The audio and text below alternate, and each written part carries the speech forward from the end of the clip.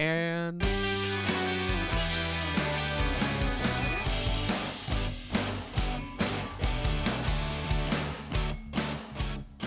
hello. Hi.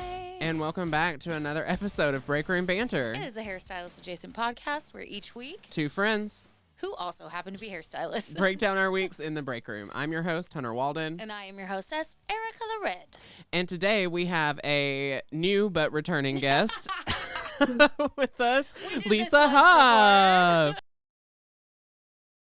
Thank you again for doing this the second time with us. I think we've talked about it on the podcast that we recorded with Lisa, and we had some technical difficulties. Yes. So we're back for round two. Every week we start off with our peaks and our pits. This week is no different. I've got some doozies. You go first, because I need time to think. Okay. So, well, I mean, I don't really have a doozy of a peak, but my Oh. pit is pretty doozy.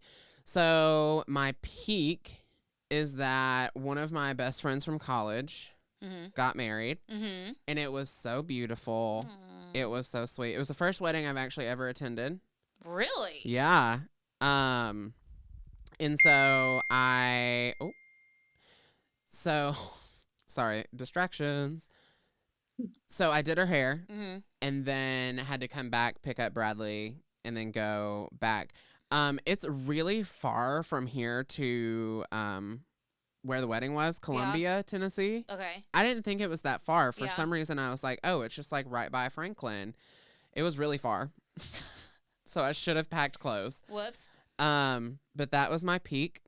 And then my pit, it's not really my pit, it's Bradley's pit, but I'm going to talk about it because I've been having panic attacks all week.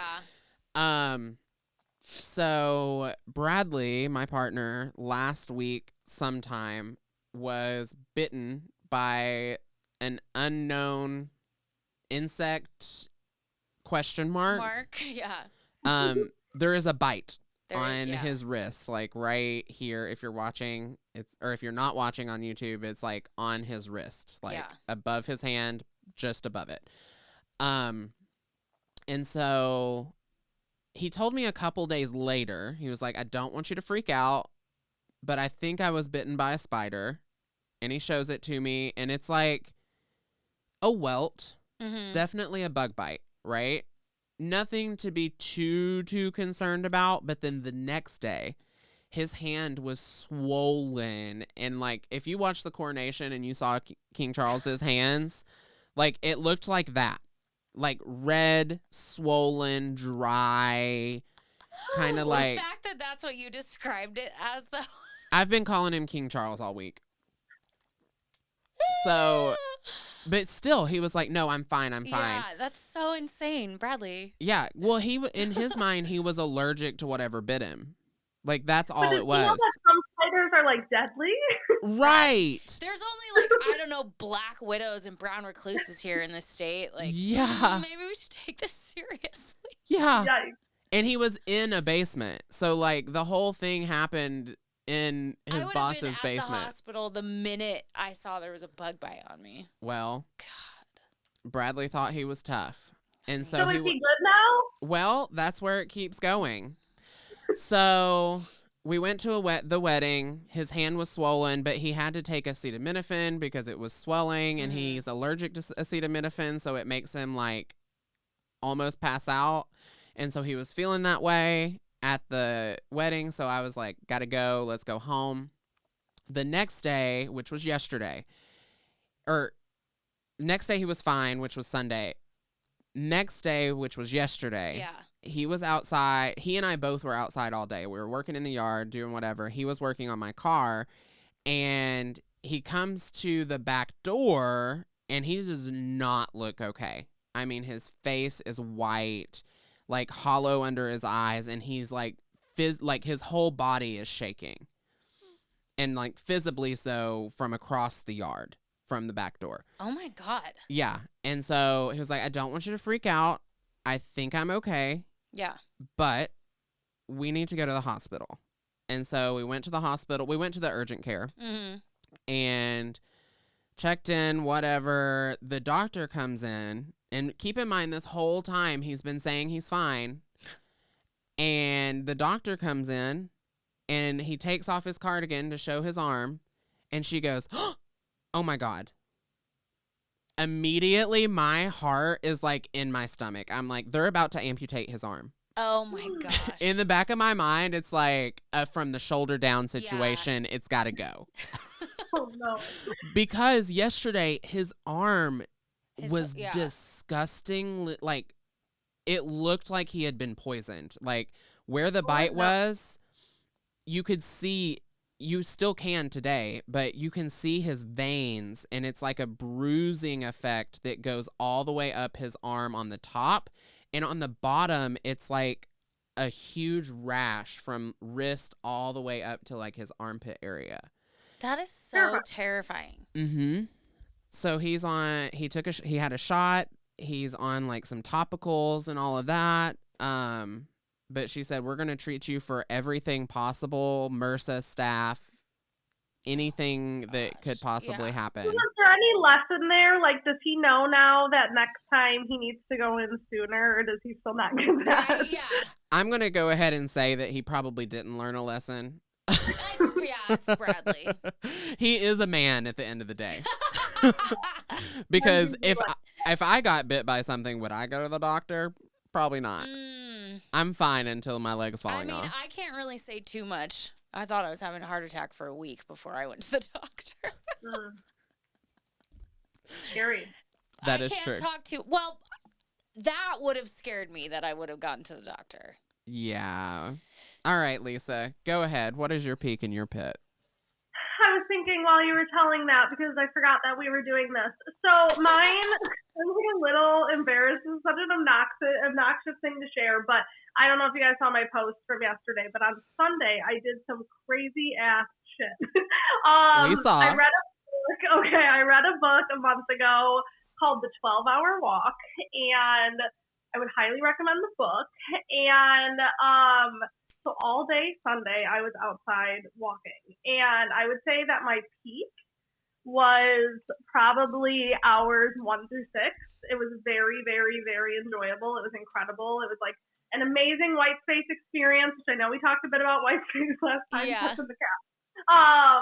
It was an amazing white space experience. The final hour to 2 hours was so incredibly hard and painful. I have blisters all over my feet. My hips hurt so bad yesterday, but I'm already feeling better. Yeah. So I feel like extremely accomplished. And obviously when you do something like really hard and crazy like that, I walked 26.8 miles on Sunday, which is just wild. I know. I don't know what the fuck is wrong with me. Right? Somebody commented on my Facebook post and said something about like a personal development kink, and I'm like, that's what I have. You're right. I'm always looking for the next weird, insane way to push myself, but I get off on it. I don't know how to describe it. I did 75 hard a few years ago. The 12-hour walk was my latest thing. So that was a peak and a pit all in one, which any mental, physical endurance challenge always is. So I would say that was mine. So I might have missed this while I was getting the podcast kitty out, but was it like a challenge for yourself, like mentally, like I can do anything if I can walk for 12 hours kind of thing? I don't know if that's really it. So if you read the book, it's really fascinating. Colin O'Brady, the author of the book, has done like crazy world records. And he came up with the concept of the 12-hour walk when he was walking across Antarctica by himself, unassisted, for 2 weeks, dragging like 1,000-pound sled. It's a wild story, but he's done all sorts of crazy shit. He climbs Mount Everest. He does crazy shit like that. But the story was basically, long story short, every day he was walking for 10 hours, but he was also like racing somebody in this Antarctica thing. I don't know.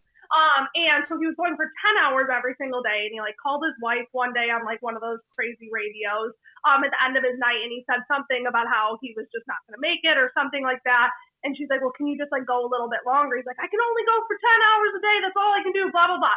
Next day, the guy and him were like neck and neck, and he ended up going for 12 hours, blah, blah, blah. It's like this whole story. So I don't think that this walk is at all supposed to be like, if you can do that, you can do anything. I think the push behind it is very like meditative, because another thing with the walk, which I didn't say this, is you have to be 100% unplugged. Your phone has to be on airplane mode. You cannot listen to music. You cannot listen to podcasts. You can't listen to audiobooks. You can't text anybody.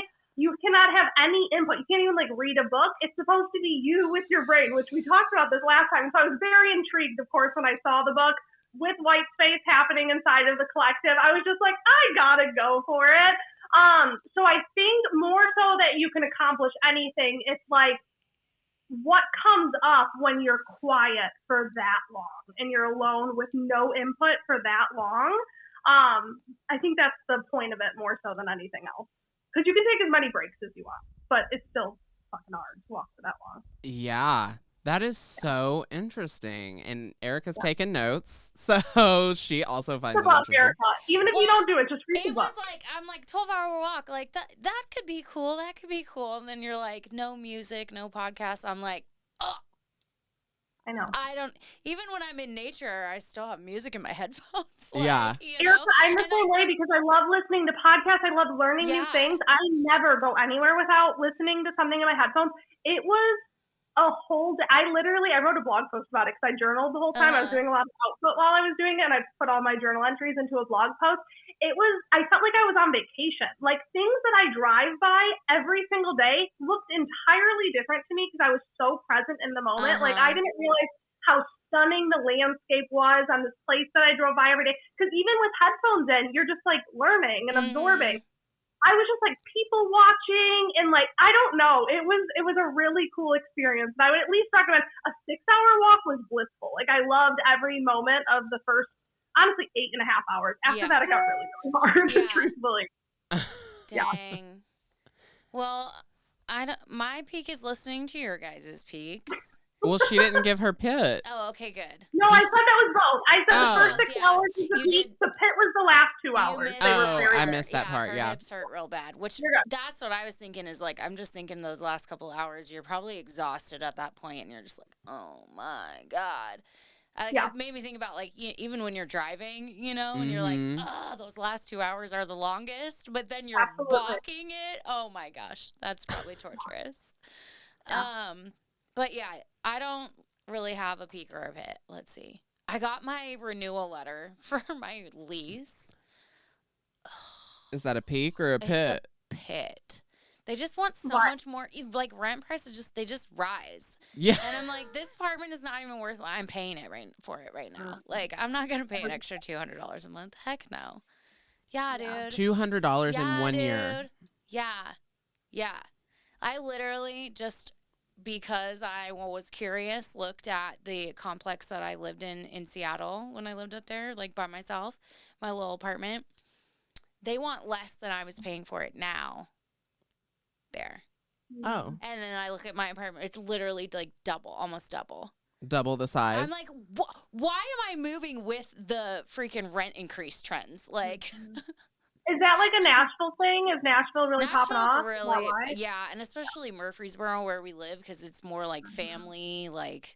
Yeah. And it's a college town too, so she has the disadvantage of her lease, like move out, move in date aligns perfectly with the college's move in, move out dates.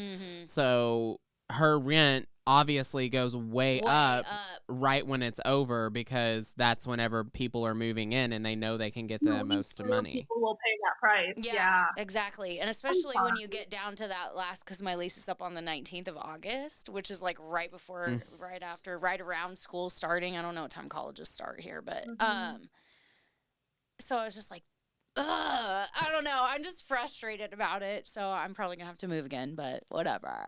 It's fine. You're good at moving. I'm a professional mover. I am. So that's my pit. And then. Well, maybe that's your sign to get your RV, Ericka, and go trust. I already thought about this too. Tell her about it. Tell her about herself. So yeah.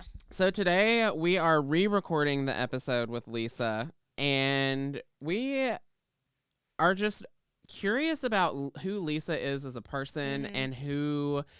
And what it is that you're creating, the space that you're creating online. So let's start out with the first one. Who is Lisa Huff? For people who don't know you, how would you describe yourself? Yeah. I live in Central Illinois. I'm a mom. I have 2 kids, ages 7 and 10. I am a wife. My husband Ryan and I have been together since 2010, 13 years, been together a long time. Oh, wow. I am a studio suite owner. I work behind the chair 2 days a week because I love having my hands in hair. And then I am the founder and creator of Stylist Soul Tribe, which is my program I have been running online for the last almost 5 years. And my mission in that is just to create connections and sisterhood inside the industry. And through that, I mean, I've impacted and they have impacted me.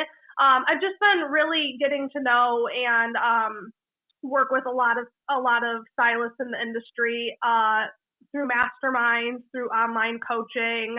And I just want to like have everybody live their best life and like build their best business that they can and like have everything they want. And I just love like holding space for those conversations to take place. Obviously I don't know all the answers to make that happen for everybody, but I have seen that it's really powerful that if you just bring a bunch of people together that think the same way and want bigger and better things, really cool conversations come from that. And it's a cool place to be. Which I love because when I came across your page, I think it was Stylist Soul Tribe that I came across first, actually. Yeah. And I liked some posts, whatever, and then we decided to get you on the podcast. So until we had you on the first time that I was really under the impression that you were more of like a coach, kind of. And after we had recorded that episode, obviously we kind of understood that a little bit better, that it's not a coaching. It is like a think tank brainchild, more just like driven, strong women, like encouraging and bouncing ideas off each other. And like, I don't know, I just think that's really cool because it's like you're not just paying for like one person's mental input, you know, you're paying for like this community, which brings it so much more value, I think. So like, thank you for pointing that out, that was what the impression that it gave you when you came along the page. That's good for me to know. But I do a lot of coaching in there. Open my mouth more than I probably should, and I find myself coaching, but I really try to just hold space as much as I can because two brains are better than one, and 100 brains are better than two. So I know that I don't know it all, and I just think different perspectives and life advice and wisdom is really important. Totally, which I appreciate. And again, I didn't mean it like a bad thing. I just thought that, you know, it's kind of everybody seems to be a coach, or, you know what I mean? Whatever. But like I said, I really like how it is so much more than that. It's a community. So, well, and I love the fact that, so I'm in the process of looking for a coach for facilitation to like get up on that next level of facilitating, controlling the room, all of the things, learning all about adult learners, which is what I'm trying to grow in, right?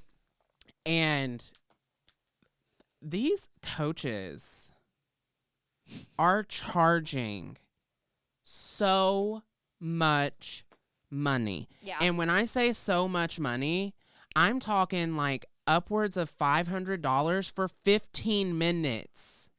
Damn. 15 minutes. You mean to tell me I'm going to get $500 of knowledge in 15 minutes? I was flabbergasted. And these were all, like, I got a list of recommended coaches. Like, these were the ones that were recommended for me to take coaching from to move forward to the next step. Dang. Hunter, are you seeking out in our industry, or you're talking about like outside the industry coaches that you were recommended?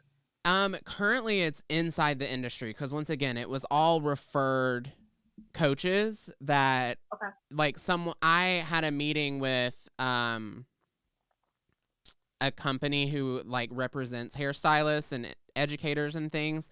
And they said that it would be advantageous of me to take some coaching on facilitation to really develop my own personal style and all of those things. And then they offered, these are the ones that we know are good coaches.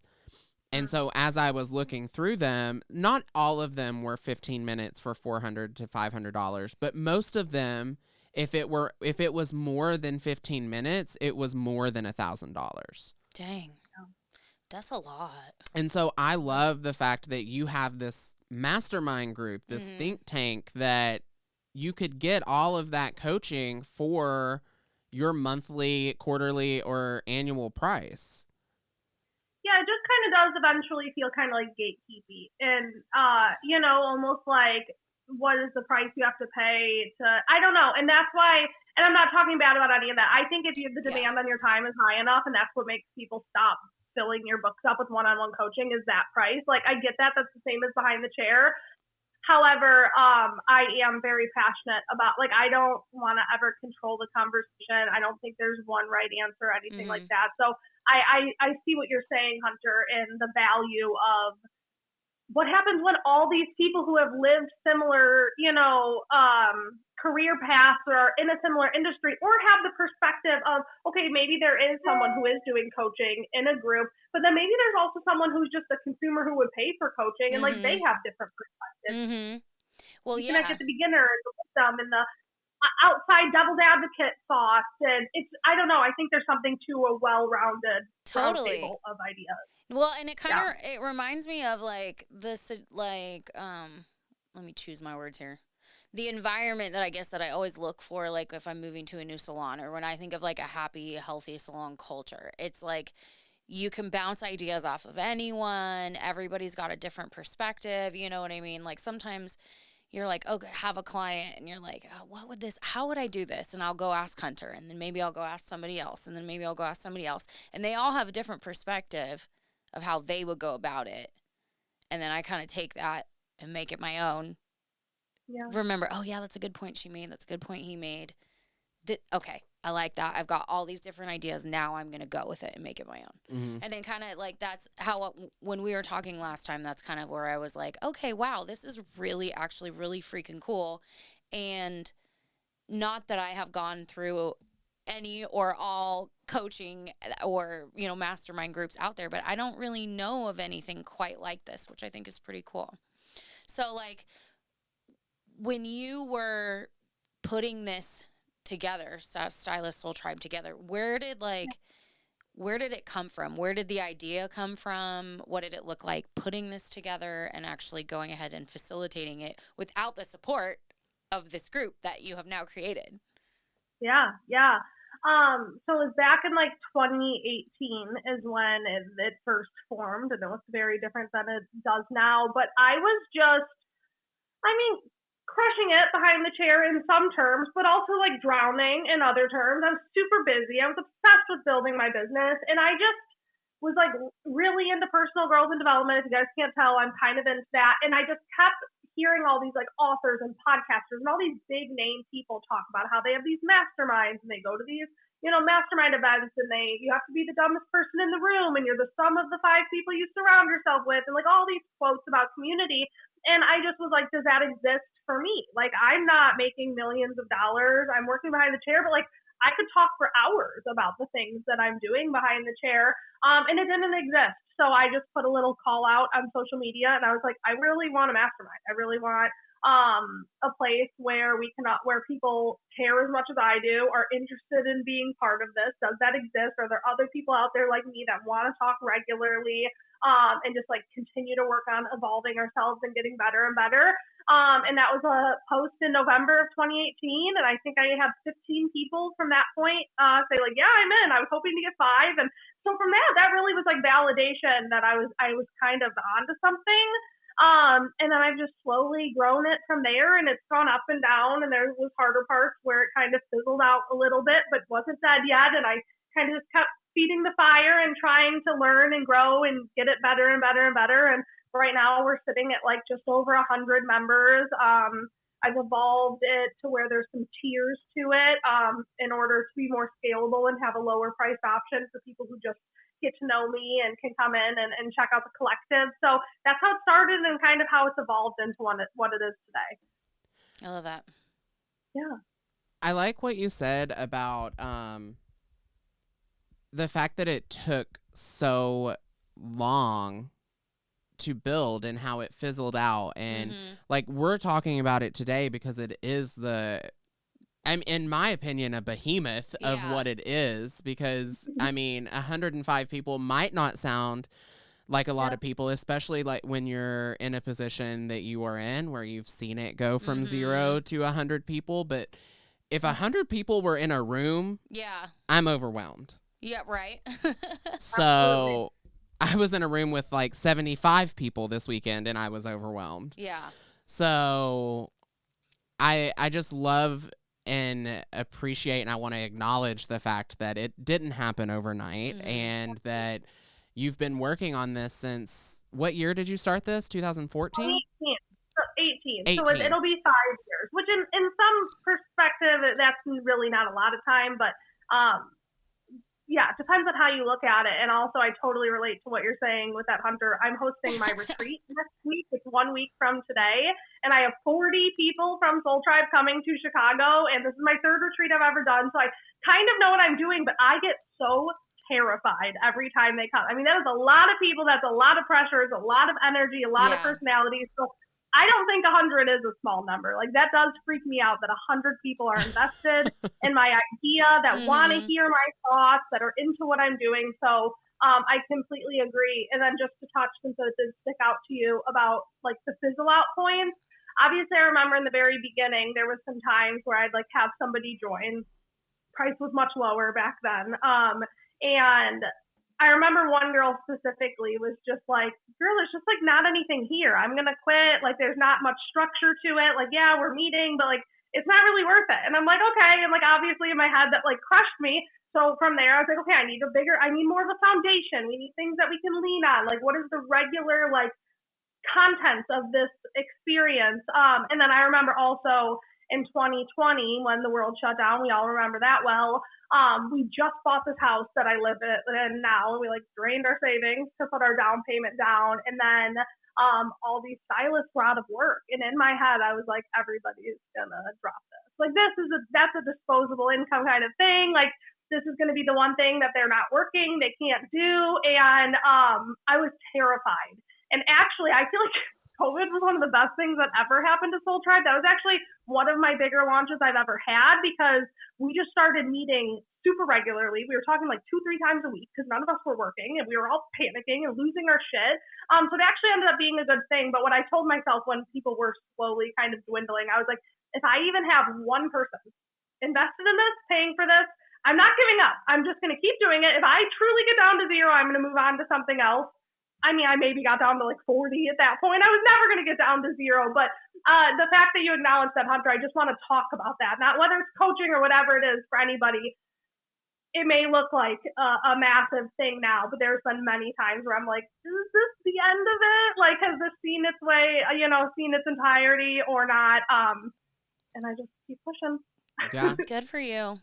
That's awesome. Yeah. I mean, I've definitely had moments like that with the podcast, even like, oh my gosh, it takes hours and hours and hours for one 45-minute episode. Like, why am I doing this? No one cares. Right.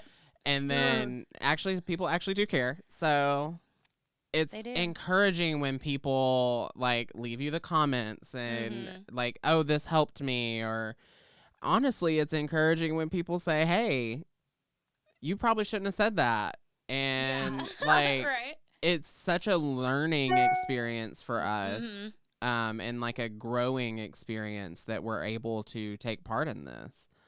Yeah. I think you can also relate that to behind the chair too. Like, we've all been in those positions where we're not getting as many new client requests as we usually do. And we're like, okay, is this it? Am I going to have to find a different job? And it's like, that's just when you lean onto it. If I have 2, 3, 4 regulars that are pre-booking their appointments that want to come see me, don't give up on this. That is all you need, and you got to keep feeding the fire, and eventually it will kind of grow and be self-sustaining again. I think it can go for so many things in life. The same thought.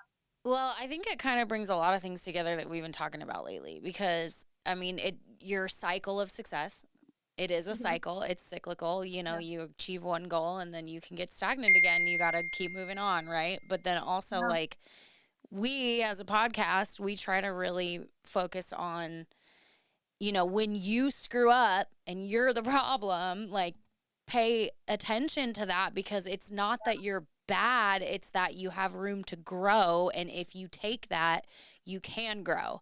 And then it also brings into my mind a lot of, like, lesson that I feel like in my own life and in my own career I'm, like, thinking about right now, which is, like, a lot of times I'll put in work and then it's, like, not paying off, so I'm like, all right, but really you're giving up, like, right before the payoff comes, you know? And then you start back at one, and then you give up again, and you go back, and then you're not necessarily doing a cycle of success, but a bunch of backwards semicircles.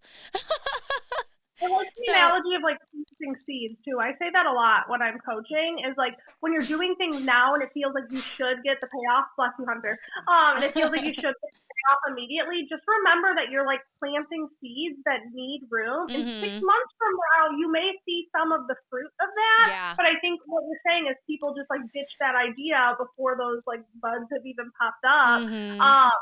And that analogy, I think, is helpful. And that's, I think, if you just do, like, one tiny thing every day or every week that is just, like, planting a little seed that's going to help your future self and what your goals are, the compound of that is very helpful. I lean on that thought often. I like it. That led me into a morbid thought of a video I watched today. Well, because you said, like, wow. I forgot what you said, but the morbid thought is, it's a cumulative, right? Yeah. Like, you see the effects 6 months later. So I was watching this video today, and it was about, like, nicotine and how, like, doctors back in the day, they used to even tell pregnant women to smoke. To smoke, yeah. And, like, it's fine. Smoking is fine. And then 50 years later, we see smoking is actually killing people. So let's maybe not do that anymore. Yeah. Well, this girl was talking about vaping and how, like, it's not even been around for 15 years yet. Like, imagine the effects and, like, the people that are dying from vapes in the next 20 years. And I was like, I need to quit vaping immediately. Yeah. As I sit here with 2 vapes in my lap. But you should quit. Lisa's like, you should quit. You should go ahead. You should go ahead and do that. But it's like everything in life has a cycle. Yeah. And whether it's that morbid thought of the nicotine video or your career, like, you're gonna have those moments of working and not seeing that payoff until 6 months, 1 year. And, like, I used to never believe when people would say, well, if you stayed in the same place for more than a couple years, you'd do something.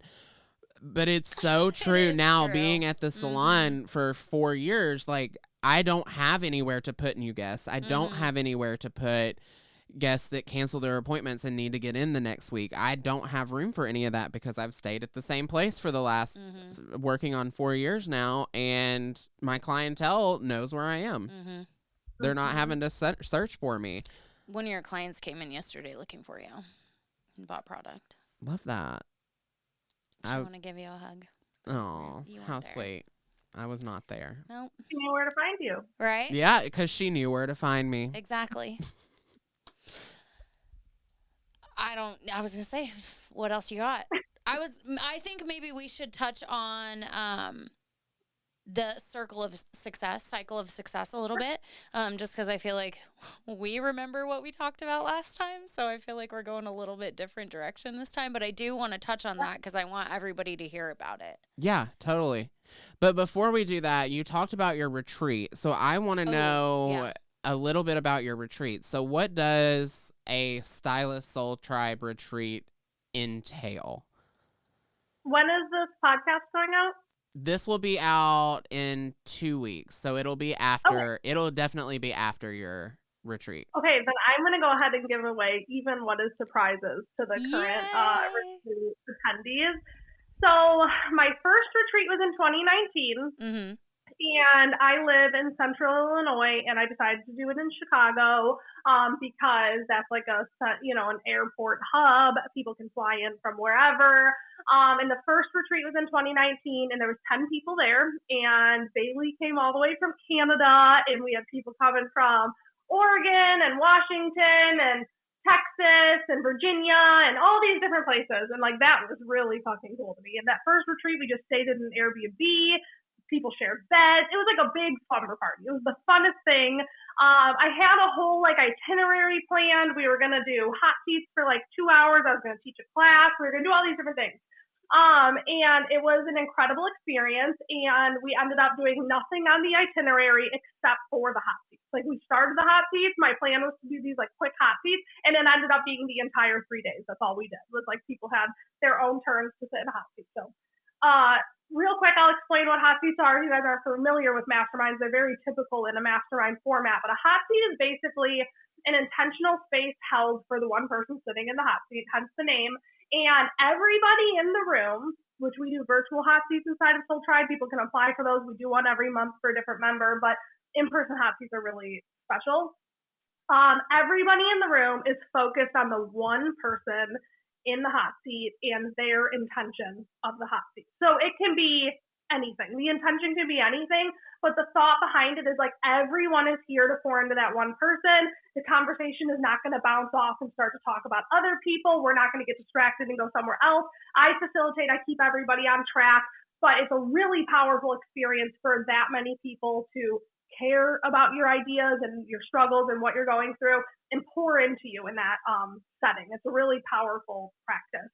And so it ended up being all hot seats. So the next retreat, 2020 happened. We canceled that one. And I guess it was 2022 was the last retreat, and that was in April. And I knew we needed to do more hot seats. So I had a few of my friends and like fellow educators come in, and they facilitated some hot seats. We broke them up into groups of four groups of 8. And we did hot seats. We had amazing meals together. We did a lot of incredible stuff. Connections were formed. Girls, had the best time. It was in Chicago again.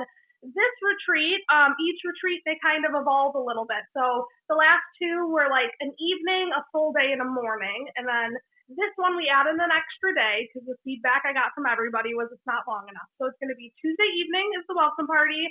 All day Wednesday, all day Thursday, and Friday morning is like the farewell brunch is how we set it up. So we have a lot of things planned. My friend Kristen Sozman, if you guys don't follow Kristen Sozman, I'm going to give her a big shout out. She was at the last retreat too. She's in the industry. I met her through Thrivers Elite back when we were in that together. And she does energy healing. And there's something about Kristen in person. Everybody sobs. We have massive breakthroughs. We talk about things you don't think we're going to talk about. It gets really deep. It's really beautiful. She does like Reiki, things like that. It's kind of woo. So I'm bringing Kristen back. So Tuesday, we're going to do the welcome party. We're going to do like a speed dating icebreaker, so everybody has a chance to talk with everybody and get those connections started and get the jitters out, everybody get acquainted. And then Wednesday we're going to go hard. Kristen's going to do an energy experience. Everybody's going to get headshots with the photographer. We're going to have a videographer there getting footage, so just wait, there's going to be awesome footage of it. And then the second half of Wednesday, we have a private chef coming that's going to be cooking us all of our meals. It's going to be really cool. And the second half of Wednesday is all hot seats.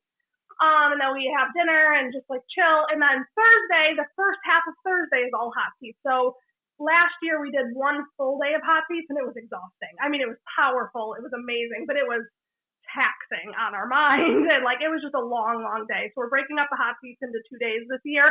And then Thursday evening, nobody knows this, but after we break for lunch, I have shuttle coming, and we're all going to get on a Chicago architecture tour boat, and we're all going to like do an excursion together. There's 45 of us. It's going to be a fucking blast. Oh my gosh. My videographer is bringing a drone. We're going to have drone footage of it. It's going to be so much fun. It's just like the best sleepover hangout experience of all time. And then we'll have dinner with the chef again, and then we'll hang out that night. And then Friday morning, we're going to have a farewell brunch. There's obviously some like exercises and stuff that we're doing as well there with like our breakthroughs and how the experience went for everybody.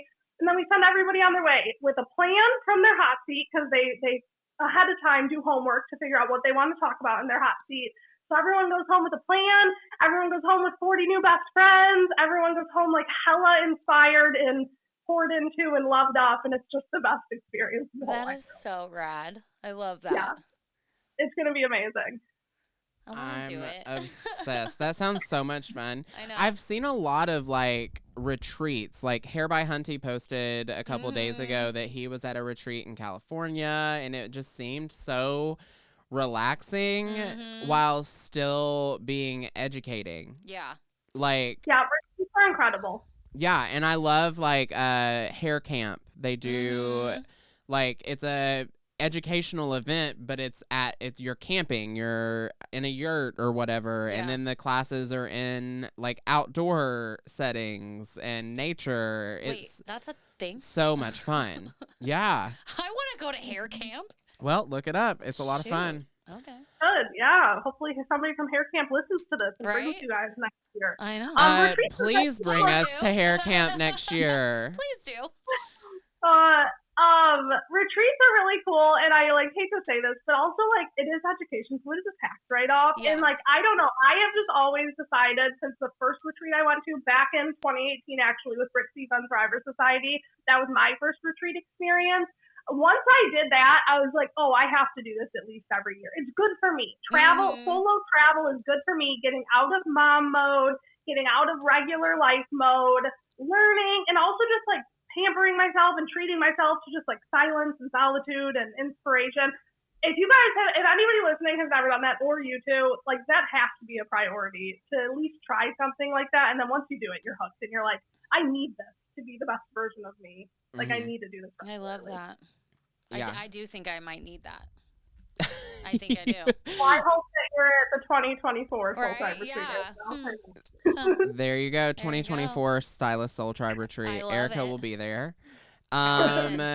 And let's go ahead and touch on the cycle of success. And since that's the original idea for the episode, that's what inspired this all. So yeah, exactly. Take it away. Isn't it funny how a conversation for a second time we end up going in a million different directions because we know each other a little bit more now. Yeah. I know, this is it's more comfortable now. It's like we're going a little bit deeper than we did the first episode anyway. I wish there was a way we could release the other one too. No one wants to watch that. Yeah, it just wasn't good. It's all right. Okay, so the cycle of success is a concept that I just came out with, or I just released to the world in January of this year. It was born, I want to say, like August of last year. I remember Alicia, my assistant, and I got an Airbnb here in my town, and we just spent the entire weekend just like brainstorming, thinking, planning, strategizing, like the whole entire year. So I introduced the cycle of success to her in August, that weekend in August. And then we kind of planned and brought it to life in January when we released the collective. So the cycle of success is kind of just what I have recognized is the path that I follow myself. I have been since I've been like a grown adult, focusing on my career. And then I recognize that a lot of people in Soul Tribe, after years of coaching, were also going through a very similar cycle as well. Like you obviously, some people who just like are a little bit more of overachievers, I could recognize that they were like going through the cycle. And then you'd see some people would really get stuck at certain stages. And it just clicked and became clear to me. I call it a big magic idea. We'll get to that. That is like what a lot of people were experiencing. So it's a 7-stage cycle. If you ever go to my Instagram or anything like that, it does help to see like a picture version of it. But the first stage is mindset. I think that's the base. I think that's the foundation of everything. Even if you're way further in the cycle of success, if your mindset gets off, we always got to go back to that. I really believe in like the power of positive thinking, the power of mindset, all that jazz. So that's stage 1, and we do trainings inside of the collective around mindset and getting that in check. And then stage 2 is vision. I think it's really important for people to cast a clear vision of what they want, because you can't hit a moving target. Like if you don't know what you're even working towards, you're probably not going to build anything super substantial because you have to see it clearly in order to build something really, impressive, in my opinion. So I'm super into like manifestation and vision boards and all that woo-woo stuff. I think it's fun. It lights me up. And then obviously I just shared, I think, the importance of it as well. And then after mindset and vision, it does get a little bit like technical and structured. And I think that everybody needs to figure out what their dream schedule is, because I think time is our most valuable resource, and it's the one thing that we can't get back. So I think anybody working in this industry who does not have their dream schedule, I would imagine at the end of their career would maybe look back and say, I was in control that whole time. Why did I not make sure that I could work, a schedule that I loved and show up for my life how I want to? And then after schedule is clientele. I think just like you should be working the times you want to be working, you should also be working with people that you enjoy and that light you up. I think your environment is very important. The energy around you is very important. After clientele is income, because obviously money is important. That's why we're all here. That comes last after those two things. But once you get those all ironed out, let's work on, you earning more money, working less, making more, all those things, earning price increases, all of that. And then it moves into white space, which is what we're in actually right now while we're recording this, is the white space stage, which I think is stillness, meditation, tapping into your intuition, getting quiet. You've really built your life where your schedule is how it should be. You're making great money. You're working with people you love, which gives you a lot of white space to just kind of think and dream bigger.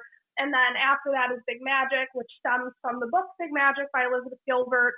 That book really changed my life when I read it. Soul Tribe is a big magic idea. The Cycle of Success is a big magic idea that I've had. We have a lot of Soul Tribe members that have brought incredible big magic ideas to life. And I just think that that's kind of like the path that I go through. And then once I've had a big magic idea and I kind of bring that to life, we got to go right back to mindset, get ready to level up, figure out what's next, and then build out the vision, and then keep kind of going through that cycle again and again. So that's the concept behind all of it. I love it. And I've been using your Cycle of Success on in my career life myself now that I know what it is.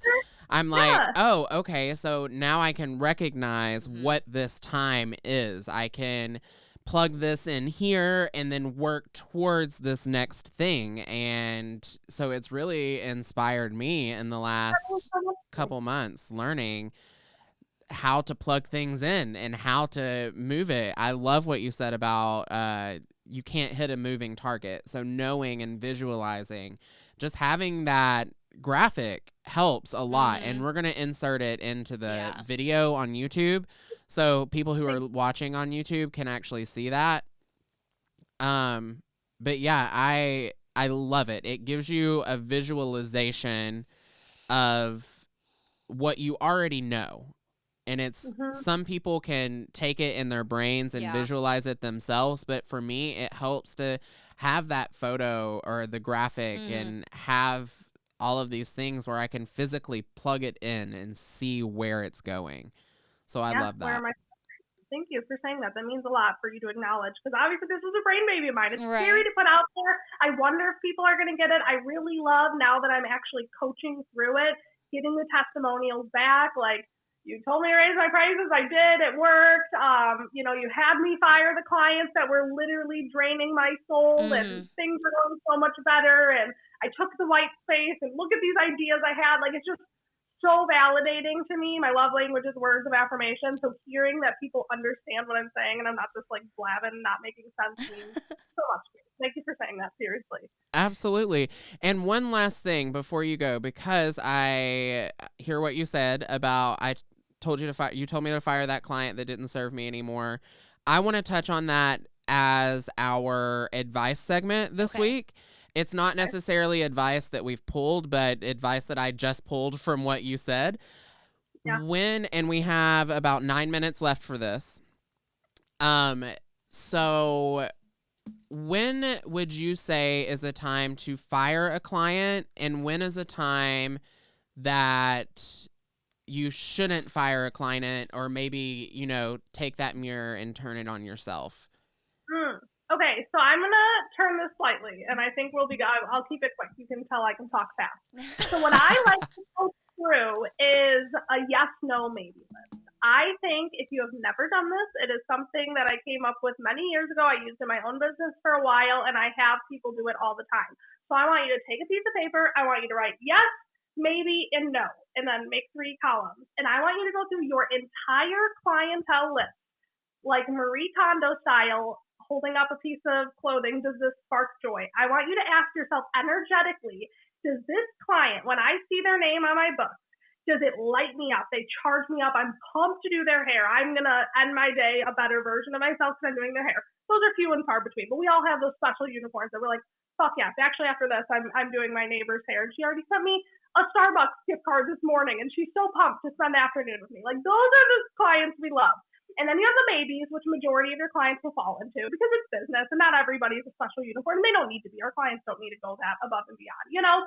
And then you have the no's. And I want you, and some people do yellow, or red, yellow, and green, or I even had a Soul Tribe member that needed to put orange in there because she couldn't put some people at red. So whatever you need to do, just energetically doing that exercise and see it. Do you have 5 no's? Do you have 1 no?